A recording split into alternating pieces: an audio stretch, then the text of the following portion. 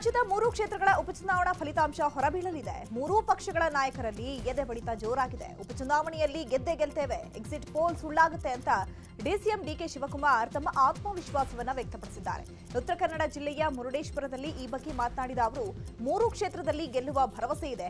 ಮಹಾರಾಷ್ಟ್ರ ಚುನಾವಣೆಯಲ್ಲೂ ಅಧಿಕಾರಕ್ಕೆ ನಾವೇ ಬರ್ತೇವೆ, ಮಾರ್ಜಿನ್ ಇಲ್ಲದೆ ನಾವು ಅಧಿಕಾರಕ್ಕೆ ಬರ್ತೇವೆ ಅಂತ ವಿಶ್ವಾಸವನ್ನ ವ್ಯಕ್ತಪಡಿಸಿದ್ದಾರೆ. ಇನ್ನು ಸಿಎಂ ಸಿದ್ದರಾಮಯ್ಯ ಕೂಡ 3 ಕ್ಷೇತ್ರಗಳನ್ನ ನಾವೇ ಗೆಲ್ತೇವೆ, ನಮ್ಮ ಪರವಾಗಿ ಜನರ ಒಲವಿದೆ, ಚನ್ನಪಟ್ಟಣ ಕೂಡ ನಾವೇ ಗೆಲ್ತೇವೆ ಅಂತ ಹೇಳಿದ್ದಾರೆ. ಈಗ ನಿಮ್ಮ ಏನು ಎಕ್ಸಿಟ್ ಪೋಲ್ ಬರ್ತಾ ಇದೆಯಲ್ಲ, ಅದು ರಿವರ್ಸ್ ಆಗ್ತದೆ. ನಾನು ರೆಕಾರ್ಡ್ ಹೇಳ್ತಾ ಇದ್ದೀನಿ, ಕ್ಲೀನಾಗಿ ಹೇಳ್ತೀನಿ, ಇದನ್ನು ತೋರಿಸ್ಬೇಕು ನೀವು. ಎಕ್ಸಿಟ್ ಪೋಲ್ ಫಲಿತಾಂಶ ರಿವರ್ಸ್ ಆಗ್ತದೆ. ಮಹಾರಾಷ್ಟ್ರ ನೋಡಪ್ಪ, ನನಗೆ ಮಹಾರಾಷ್ಟ್ರದ ಬಗ್ಗೆ ನನಗೆ ಗೊತ್ತಿಲ್ಲ.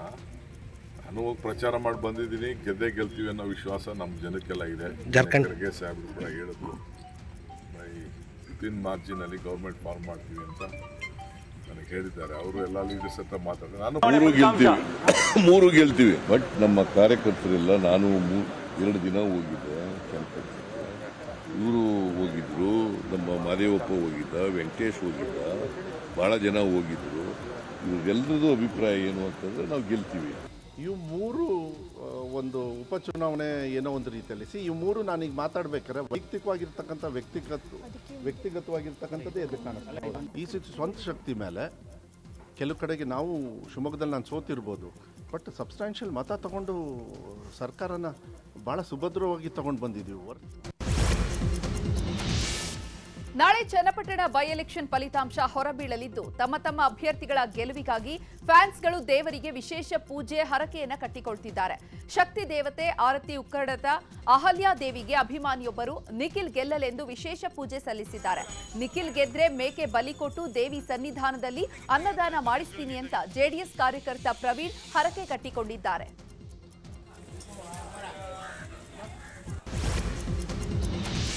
ಭರತ್ ಬೊಮ್ಮಾಯಿ ದೊಡ್ಡ ಅಂತರದಲ್ಲಿ ಗೆಲ್ತಾರೆ ಅಂತ ಹುಬ್ಬಳ್ಳಿಯಲ್ಲಿ ಸಂಸದ ಬೊಮ್ಮಾಯಿ ವಿಶ್ವಾಸ ವ್ಯಕ್ತಪಡಿಸಿದ್ದಾರೆ. ಈ ಕುರಿತು ಮಾತನಾಡಿದ ಅವರು, ನಾನು ಎಕ್ಸಿಟ್ ಪೋಲ್ ಮೇಲೆ ನಂಬಿಕೆ ಇಟ್ಟಿಲ್ಲ, ಅದ್ರ ಬಗ್ಗೆ ನಾನು ಮಾತನಾಡಿಲ್ಲ. ಮತಗಟ್ಟೆವಾರು ತರಿಸಿಕೊಂಡಂತಹ ಮಾಹಿತಿ ಆಧಾರದ ಮೇಲೆ ನಾನು ಹೇಳ್ತಾ ಇದ್ದೇನೆ. ಶಿಗ್ಗಾಂವ್ನಲ್ಲಿ ಭಾರಿ ಅಂತರದಿಂದ ಭರತ್ ಗೆಲ್ತಾರೆ. ಉಪಚುನಾವಣೆ ನಡೆದ 3 ಕ್ಷೇತ್ರದಲ್ಲಿ ಬಿಜೆಪಿ ಗೆಲ್ಲುತ್ತೆ ಅಂತ ಹೇಳಿದ್ದಾರೆ. ಶಿಗ್ಗಾಂವ್ನಲ್ಲಿ ಜನರ ಒಂದು ಜನಸ್ಪಂದನೆ ಮತ್ತು ಅವರು ತೋರಿಸಿರುವಂಥ ಪ್ರೀತಿ ವಿಶ್ವಾಸ ನಮಗೆ ವಿಶ್ವಾಸ ಇದೆ. ನಾಳೆ ಅವು ಮತಗಳಲ್ಲಿ ಪರಿವರ್ತನೆ ಆಗ್ತದೆ.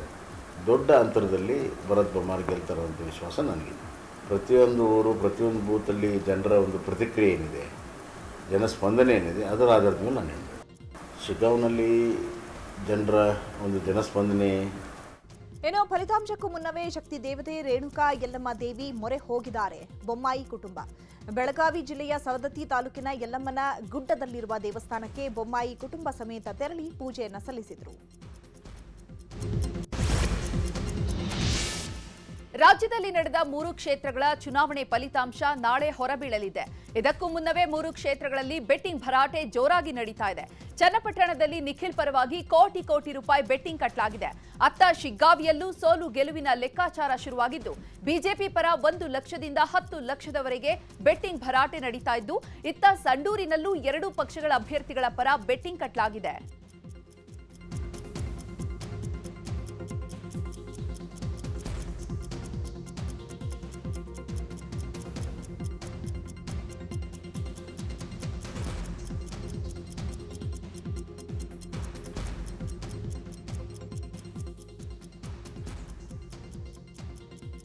ಇನ್ನು ಚನ್ನಪಟ್ಟಣ ಹೈ ವೋಲ್ಟೇಜ್ ಕ್ಷೇತ್ರ, ಇಲ್ಲಿ ಎನ್ಡಿಎ ಅಭ್ಯರ್ಥಿ ಗೆಲ್ತಾರಾ ಅಥವಾ ಕಾಂಗ್ರೆಸ್ ಪರವಾಗಿ ನಿಂತಿರುವಂತಹ ಸಿಪಿ ಯೋಗೇಶ್ವರ್ ಗೆಲ್ತಾರಾ ಅನ್ನುವಂಥದ್ದು ಸಾಕಷ್ಟು ಕುತೂಹಲವನ್ನ ಕೆರಳಿಸಿದೆ.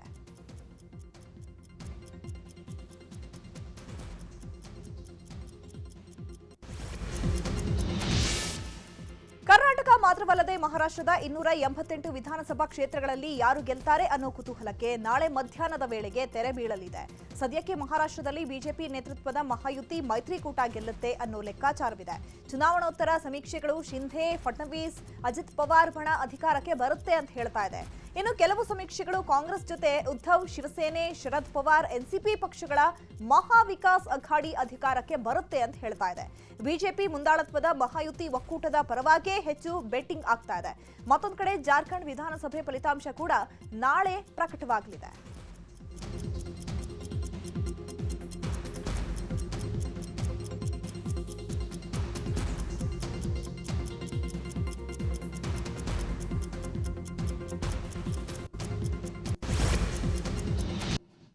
ವಕ್ಫ್ ವಿವಾದಕ್ಕೆ ಸಂಬಂಧಪಟ್ಟ ಸುದ್ದಿಗಳನ್ನ ಒಂದೊಂದಾಗಿ ನೋಡ್ತಾ ಹೋಗೋಣ.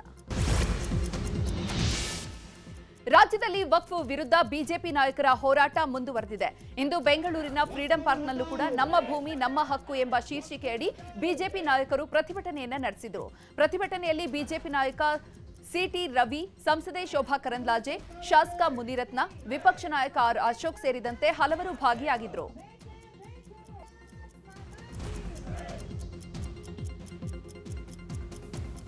ಬೆಂಗಳೂರು ಮಾತ್ರವಲ್ಲದೆ ರಾಜ್ಯಾದ್ಯಂತ ಬಿಜೆಪಿ ನಾಯಕರು ಪ್ರತಿಭಟನೆಯನ್ನ ನಡೆಸಿದ್ದಾರೆ. ಬೆಳಗಾವಿ ಜಿಲ್ಲೆ ಚಿಕ್ಕೋಡಿಯಲ್ಲೂ ಬಿಜೆಪಿ ನಮ್ಮ ಭೂಮಿ ನಮ್ಮ ಹಕ್ಕು ಹೆಸರಿನಡಿ ಪ್ರತಿಭಟನೆಯನ್ನು ನಡೆಸಿದೆ. ಇನ್ನು ಸಂಪಾದನಾ ಚರಮೂರ್ತಿ ಮಠದ ಶ್ರೀಗಳ ನೇತೃತ್ವದಲ್ಲಿ ಪ್ರತಿಭಟನೆ ನಡೆದಿದ್ದು, ಪ್ರತಿಭಟನೆಯಲ್ಲಿ ನಿಪ್ಪಾಣಿ ಶಾಸಕಿ, ಮಾಜಿ ಸಚಿವೆ ಶಶಿಕಲಾ ಜೊಲ್ಲೆ ಹಾಗೂ ಸ್ಥಳೀಯ ನಾಯಕರು ಭಾಗಿಯಾಗಿದ್ದರು. ಇತ್ತ ದಾವಣಗೆರೆ ಮಹಾನಗರ ಪಾಲಿಕೆ ಕಚೇರಿ ಮುಂಭಾಗ ಪ್ರತಿಭಟನೆಯನ್ನ ನಡೆಸಲಾಯಿತು. ಪ್ರತಿಭಟನೆಯಲ್ಲಿ ಜಮೀರ್ ವಿರುದ್ಧ ಧಿಕ್ಕಾರ ಕೂಗಿ ಆಕ್ರೋಶ ವ್ಯಕ್ತಪಡಿಸಿದ್ದಾರೆ. ವಕ್ಫ್ ಅಕ್ರಮದ ವಿರುದ್ಧ ದಕ್ಷಿಣ ಕನ್ನಡ ಜಿಲ್ಲಾ ಬಿಜೆಪಿ ಪ್ರತಿಭಟನೆಯನ್ನ ನಡೆಸಿದೆ. ಮಂಗಳೂರಿನ ಟೌನ್ ಹಾಲ್ ಮುಂಭಾಗ ಗಾಂಧಿ ಪ್ರತಿಮೆ ಎದುರು ಪ್ರತಿಭಟನೆ ಕುಳಿತು ರಾಜ್ಯ ಕಾಂಗ್ರೆಸ್ ಸರ್ಕಾರದ ವಿರುದ್ಧ ಘೋಷಣೆ ಕೂಗಿ ಆಕ್ರೋಶ ಹೊರಹಾಕಲಾಯಿತು. ಇನ್ನು ರಾಮನಗರದಲ್ಲೂ ವಕ್ಫ್ ವಿರುದ್ಧ ಬಿಜೆಪಿ ಹೋರಾಟ ಮಾಡಿದೆ. ಸಿದ್ದರಾಮಯ್ಯ ಸರ್ಕಾರ ಮುಸ್ಲಿಂ ಓಲೈಕೆಯನ್ನ ಮಾಡ್ತಾ ಇದೆ ಅಂತ ಪ್ರತಿಭಟನಾಕಾರರು ಆಕ್ರೋಶ ವ್ಯಕ್ತಪಡಿಸಿದ್ದಾರೆ. ಇತ್ತ ರಾಯಚೂರಿನಲ್ಲೂ ವಕ್ಫ್ ನೀತಿ ವಿರೋಧಿಸಿ ಬಿಜೆಪಿ ಪ್ರತಿಭಟನೆಯನ್ನ ನಡೆಸಿದೆ. ನಮ್ಮ ಭೂಮಿ ನಮ್ಮ ಹಕ್ಕು ಎಂದು ಘೋಷಣೆಗಳನ್ನ ಕೂಗುತ್ತಾ ಪ್ರತಿಭಟನೆ ನಡೆಸಿದ್ದಾರೆ.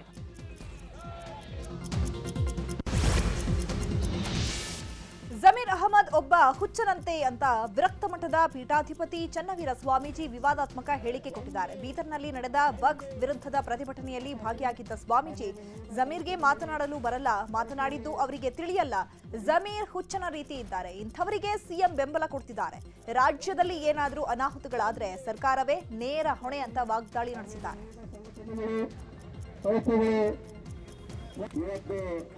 ಯಾರು ಜಮೀರ್ ಅಹಮದ್ ಅದಕ್ಕೇನು ಮಾತಾಡ್ಲಕ್ಕೆ ಬರಲ್ಲ, ಅದರ ಮಾತು ಅದಕ್ಕೆ ತಿಳಿಯಲ್ಲ. ಅದು ಏನು ಮಾತಾಡ್ತೀವೋ ಏನಿಲ್ಲ ಅದು ಹುಚ್ಚಿದ್ದಂಗೆ ಅಂತಾರೆ. ವಕ್ಫ್ ವಿರುದ್ಧ ಮಂಡ್ಯದಲ್ಲಿ ನಡೆದ ಬಿಜೆಪಿ ಪ್ರತಿಭಟನೆಯಲ್ಲಿ ಮಾತನಾಡಿದ ಮಾಜಿ ಸಂಸದೆ ಸುಮಲತಾ, ವಕ್ಫ್ ವಿರುದ್ಧ ಬಿಜೆಪಿ ಒಳ್ಳೆಯ ಉದ್ದೇಶದಿಂದ ಹೋರಾಟ ಮಾಡ್ತಾ ಇದೆ. ಬ್ರಿಟಿಷ್ ಕಾಲದಿಂದಲೂ ವಕ್ಫ್ ಬೋರ್ಡ್ ಬಗ್ಗೆ ಜನರಿಗೆ ತಿಳುವಳಿಕೆ ಇರಲಿಲ್ಲ. ವಕ್ಫ್ ವಿವಾದ ಬಿಜೆಪಿ ಕಾಲದ್ದಲ್ಲ. ದೇವಸ್ಥಾನ, ರೈತರ ಜಮೀನನ್ನ ವಕ್ಫ್ ಆಕ್ರಮಿಸ್ತಾ ಇದೆ. ಎರಡೂ ಸಮುದಾಯದ ನಡುವೆ ದೇಶ ತಂದು ಅಲ್ಲೋಲ ಕಲ್ಲೋಲ ಸೃಷ್ಟಿ ಮಾಡುವ ಉದ್ದೇಶ ಇದು ಅಂತ ಕಿಡಿಕಾರಿದ್ದಾರೆ. ಹಂತಕ್ಕೆ ಈಗ ಬಂದಿದೆ, ಆದರೆ ಇದು ಎಷ್ಟು ವರ್ಷಗಳಿಂದ ನಡೀತಾ ಇದೆ ಇದು. ಸೊ ಹಾಗಾಗಿ ನೀವು ಆವಾಗ BJP ಸರ್ಕಾರ ಇತ್ತಾ, ಈ ದೇಶವನ್ನು 50-60 ವರ್ಷ ಒಂದು ಕನ್ಸಿಕ್ಯೂಟಿವ್ ಆಗಿ ಆಳಿದ್ದು ಕಾಂಗ್ರೆಸ್ ಸರ್ಕಾರ. ಅವರ ಒಂದು ಅವಧಿಯಲ್ಲಿ ದೆಹಲಿ ಪ್ರವಾಸದಲ್ಲಿರುವ ಬಿಜೆಪಿ ರಾಜ್ಯಾಧ್ಯಕ್ಷ ಬಿವೈ ವಿಜೇಂದ್ರ ರಾಜ್ಯ ಕಾಂಗ್ರೆಸ್ ಸರ್ಕಾರದ ವಿರುದ್ಧ ಕಿಡಿಕಾರಿದ್ದಾರೆ. ದೆಹಲಿಯಲ್ಲಿ ಸುದ್ದಿಗಾರರೊಂದಿಗೆ ಮಾತನಾಡಿದ ಅವರು, ರಾಜ್ಯದಲ್ಲಿ ಬೆಲೆ ಏರಿಕೆ ಗದಾ ಪ್ರಹಾರವನ್ನ ಮಾಡಲಾಗ್ತಾ ಇದೆ. ಪೆಟ್ರೋಲ್, ಡೀಸೆಲ್, ಸ್ಟಾಂಪ್ ಪೇಪರ್, ಸರ್ಕಾರಿ ಆಸ್ಪತ್ರೆಗಳ ಚಿಕಿತ್ಸಾ ವೆಚ್ಚ ಏರಿಕೆ ಮಾಡಲಾಗಿದೆ. ಕಾಂಗ್ರೆಸ್ ಸರ್ಕಾರದ ನಿರ್ಧಾರಗಳು ಬಡವರಿಗೆ ಹೊರೆಯಾಗ್ತಾ ಇದೆ. ಅಧಿಕಾರಕ್ಕೆ ಬರುವ ಹಪಾಹಪಿಗಾಗಿ ಗ್ಯಾರಂಟಿಗಳನ್ನ ಕೊಟ್ಟು ಈಡೇರಿಸಲಾಗದೆ ಪರದಾಡುವಂತಾಗಿದೆ. 15 ಬಾರಿ ಬಜೆಟ್ ಮಂಡಿಸಿದ ಸಿದ್ದರಾಮಯ್ಯ ಹಣ ಕ್ರೋಢೀಕರಣಕ್ಕೆ ಪರದಾಡ್ತಿದ್ದಾರೆ. ಬಿಪಿಎಲ್ ಕಾರ್ಡ್ಗಳನ್ನ ರದ್ದು ಮಾಡಿ ಬಡವರ ಅನ್ನಕ್ಕೆ ಕಲ್ಲಾಕುವ ಯತ್ನವನ್ನ ಮಾಡ್ತಿದ್ದಾರೆ. ಸಿಎಂ ಸಿದ್ದರಾಮಯ್ಯಗೆ ಬಡವರ ಶಾಪ ತಟ್ಟದೆ ಇರಲಾರದು ಅಂತ ವಿಜಯೇಂದ್ರ ಆಕ್ರೋಶ ವ್ಯಕ್ತಪಡಿಸಿದ್ದಾರೆ. ಬಿಜೆಪಿ ಮುಖಂಡರ ಪ್ರತಿಭಟನೆ ಖಂಡಿಸಿ ಯೂತ್ ಕಾಂಗ್ರೆಸ್ ವತಿಯಿಂದ ಪ್ರತಿಭಟನೆ ಮಾಡಲಾಗಿದೆ. ರಾಮಸ್ವಾಮಿ ವೃತ್ತದ ಬಳಿ ಪ್ರತಿಭಟನೆಗೆ ಮುಂದಾದ ಕಾಂಗ್ರೆಸ್ ಯುವ ಕಾರ್ಯಕರ್ತರು ಬಳಿಕ ಬಿಜೆಪಿ ಕಚೇರಿಗೆ ಮುತ್ತಿಗೆ ಹಾಕಲು ಮುಂದಾದರು. ಸಿಎಂ ಸಿದ್ದರಾಮಯ್ಯ ಮೇಲೆ ಹುನ್ನಾರ ನಡೆಸುತ್ತಿದ್ದಾರೆ. ಅಹಿಂದ ನಾಯಕತ್ವ ಸಹಿಸಲಾರದೆ ಬಿಜೆಪಿ ಸಿಎಂ ಮೇಲೆ ಸುಖಾಸುಮ್ಮನೆ ಆರೋಪ ಮಾಡುತ್ತಿದ್ದಾರೆ ಅಂತ ಆಕ್ರೋಶವನ್ನ ವ್ಯಕ್ತಪಡಿಸಿದರು. ಬಿಜೆಪಿ ಕಚೇರಿ ಬಳಿ ಪೊಲೀಸ್ ಬಂದೋಬಸ್ತ್ ಮಾಡಲಾಗಿದೆ. ವಕ್ಫ್ ಕಾಯ್ದೆ ವಿರುದ್ಧ ರಾಜ್ಯದ ವಿವಿಧ ಜಿಲ್ಲೆಗಳಲ್ಲಿ ಬಿಜೆಪಿ ಪ್ರತಿಭಟನೆ ವಿಚಾರದ ಬಗ್ಗೆ ವಿಜಯಪುರದಲ್ಲಿ ಮಾತನಾಡಿದ ಸಚಿವ ಎಂಬಿ ಪಾಟೀಲ್, ಬಿಜೆಪಿ ಅಧಿಕಾರದಲ್ಲಿದ್ದಾಗ ಮಾಡಿದ್ದು ಏನು? 1974ರಿಂದ ಇಲ್ಲಿವರೆಗೂ ಯಾಕೆ ಹೋರಾಟ ಮಾಡಿಲ್ಲ? ಬಿಜೆಪಿ ಅಧಿಕಾರಾವಧಿಯಲ್ಲೂ ಕೂಡ ವಕ್ಫ್ ಪರ ನೋಟಿಸ್ ನೀಡಲಾಗಿದೆ. ಅವರ ಕಾಲದಲ್ಲಿ ಗೆಜೆಟ್ ಬಗ್ಗೆ ಹೋರಾಟವನ್ನ ಮಾಡಿಲ್ಲ, ಆದ್ರೆ ಈಗ ಹೋರಾಟವನ್ನ ಮಾಡ್ತಿದ್ದಾರೆ. ವಕ್ಫ್ ಹೋರಾಟದ ಕ್ರೆಡಿಟ್ಗಾಗಿ ಹೋರಾಟ ನಡೀತಾ ಇದೆ ಅಂತ ಬಿಜೆಪಿ ಹೋರಾಟಕ್ಕೆ ಟಾಂಗ್ ಕೊಟ್ಟಿದ್ದಾರೆ. ಇನ್ನು ಇದೇ ವಿಚಾರವಾಗಿ ಮಾತನಾಡಿದ ಸಚಿವ ಮಧು ಬಂಗಾರಪ್ಪ ಕೂಡ ಬಿಜೆಪಿ ನಾಯಕರ ವಿರುದ್ಧ ವಾಗ್ದಾಳಿ ನಡೆಸಿದ್ದಾರೆ.